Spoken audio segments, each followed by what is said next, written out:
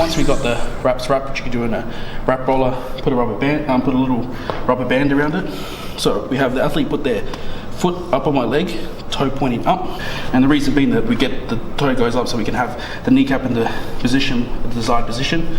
We get the athlete to hold onto the wrap, and then just above the knee or the bottom of the quad, we want to cut off across and keep as much tension as possible as you do it. So pass it over to the other hand, crisscross just under the patella. So here's the patella running here, and what we're trying to aim for is locking the patella in position. Come across to the other end of the patella here, and now that's definitely not going to move. So as we come back to the bottom, we want to lock off at the bottom, just so if the patella bone ends here, just mid through that, right? One through the middle of the patella, and then we want to get most of our wrap from the top of the patella up to the quad as much as possible.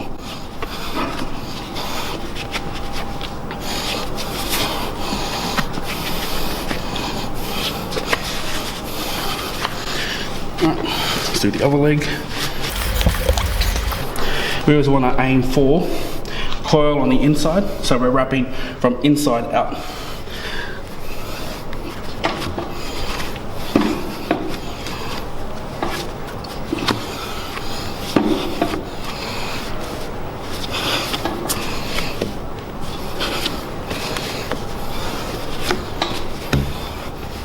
So let's get a bit of guitar.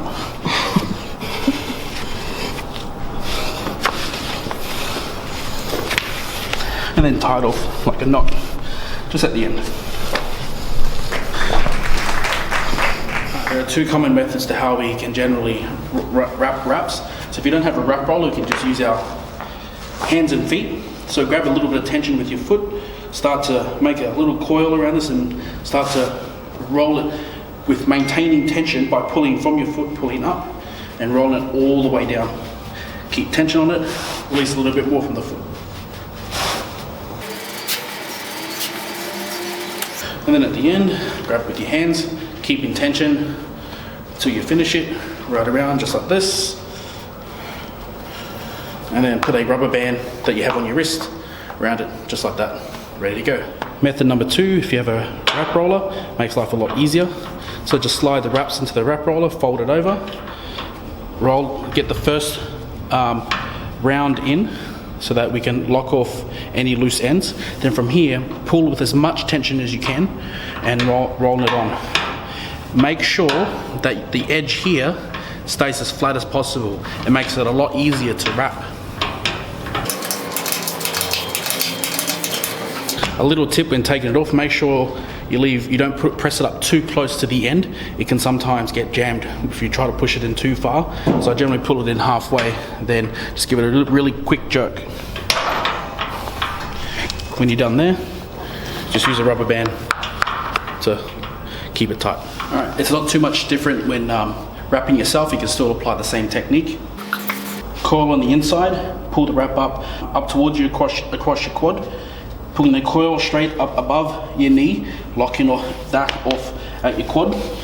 Coming down under your patella, just under your patella, locking off on this side, and same thing on the other side, crisscrossing up, locking the patella in position with my toe pointing up. Come back down, lock off at the bottom, come through the middle of the patella, try not to let go like that.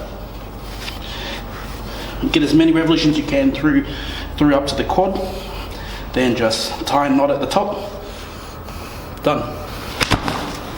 The two wraps that I mostly recommend, I generally get most people to start out with the INZERs, which is just these INZER reds here.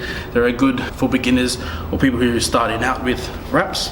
And then after some time, once you're about an intermediate lifter, I would recommend using THPS from Titan. They are the blue, red and yellow striped ones. These ones have a lot tighter, a lot thicker and a lot harder to stretch, so you get a lot more rebound out of it. These ones are best done with a partner wrapping you. These ones are a lot easier on your own.